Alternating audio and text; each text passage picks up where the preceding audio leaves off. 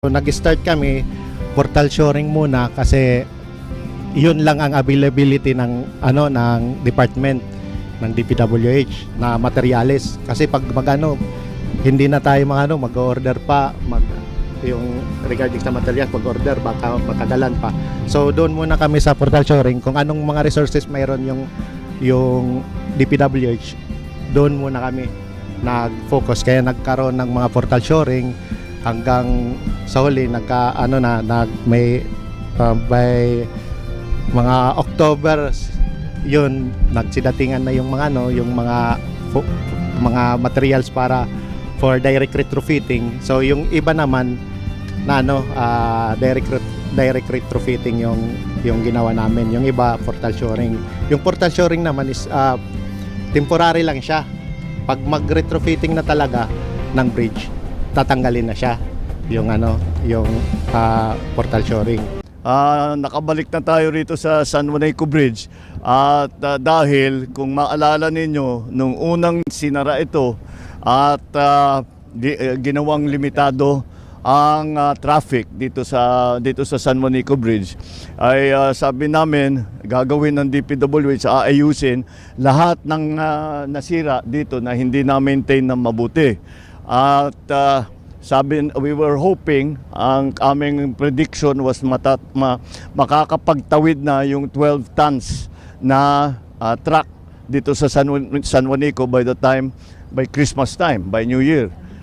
Mabuti naman, medyo na pabilis ang trabaho at ngayon pwede na natin buksan ito for 15 tons na truck. So malaking pagbabago, makakatawid na yung mga cargo truck natin na dati hindi nakatawid, kailangan pa magroro at umikot sa mga ibang port na ginawa natin. Ngayon ay mababawasan na yun, yung malalaki na lang ang kailangan pa sumakay sa barko.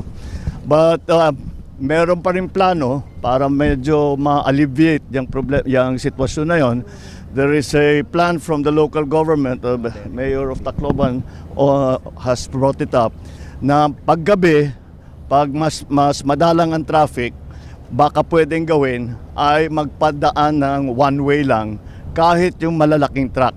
Kasi kung sa ngayon, two ways, 15 tons. So 15 tons na magkabila. Pag one-way na lang, kahit 30 tons, kayang tumawid. Pero one-way lang.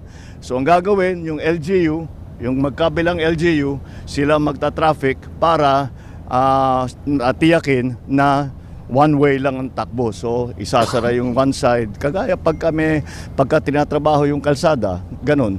That's the same idea.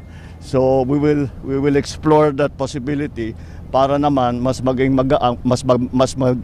magaang ang ginagawa ng mga transportation workers na tumatawid at mas mapapabilis at hindi lang yon ay siyempre makakapagbalik sila sa dati nilang binabayaran na ngayon nagbabayad pa sila para sumakay sa barko ay baka mabawasan yung kanilang kailangan bayaran, which will also bring down transport costs, which will also bring down the price of goods. So it's ganun kahalaga itong trabahong ginawa dito. Kung makita ninyo yung mga section na talagang malaki ang sira ay linagyan na muna ng reinforcement. Ito yung malalaki na bakal, yan ang reinforcement para habang inaayos yung sa ilalim, yung mga nakikita natin dyan, yung mga nakalawang, yung mga bolt na nawala na, yung mga pin na nawala na, yan ang ginagawa nila ngayon. We are hoping for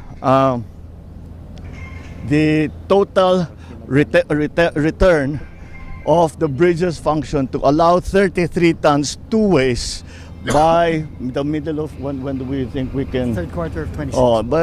Hopefully by the middle of next year, third quarter of next year, fully functional na ito. I hope that this serves as a lesson to all future administrators in government, of all government workers who have anything to do with this. The retrofit cost us 1.1 billion pesos. That is money that we could have saved if proper maintenance was carried out on San Juanico. We would not have to do any of this kung yung every 3 years ini-inspeksyon, inaayos, wala tayong gagastusin na kahit na ano, yun lang, MOE lang yun. That's the MOE of DPWH. Nakasama dyan. Kasama yan sa MOE ng DPWH. Kung saan napunta, kaya hindi na nag-inspeksyon, kaya tayo nagkaganto. Sana naman, itong experience natin na ito, matuto na tayo na napaka-importante na tayo ay continuing maintenance. Ngayon, tinanong ko sa ating mga engineer, kung tama ang ating pag-maintain, kung tama ang ating pag-ayos, magkakaroon ba tayo ng malaking retrofit in so many years? Ika nila, basta't maayos ang maintenance, hindi na tayo kailangan mag-retrofit. Siguro mag-repaving o ganyan, pero madaling trabaho lang yan. Pero hindi na natin kailangan gawin ito ulit. Basta't maayos ang tuloy-tuloy, constant and regular maintenance ang gagawin. That is what's the most important lesson I think that we should all learn from this. Ang laking sagabal sa commerce dito sa Region 8 ang nangyari dito dahil sa pagsisira, nakita natin maraming sira dito sa San Juanico. At it's not just convenience, but it is cost, it is food supply, it is the raw material for some of our manufacturers, it is of course the goods that are being sold in the stores. Lahat yan naapektuhan.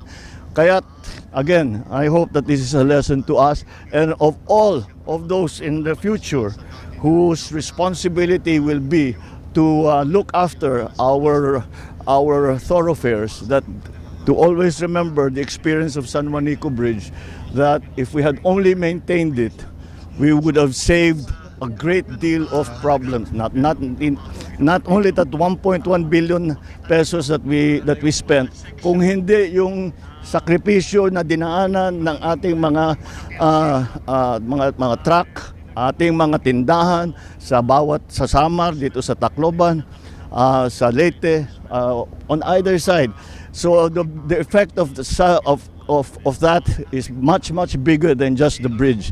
Kaya yun ang ating laging kailangan isipin at matuto na tayo. Alam naman natin kung paano gagawin para maiwasan yung ganyang klaseng sitwasyon. But I'm very happy that I'm able to say now it is very close to our deadline, and so the San Juanico Bridge is partially finished. It will be finished next year. The repair of San Juanico Bridge is partially finished. It will be finished next year so that the bridge will be able to take again the load of 33 tons going both ways. All right? Maraming salamat. Damo salamat. Thank you. Thank you.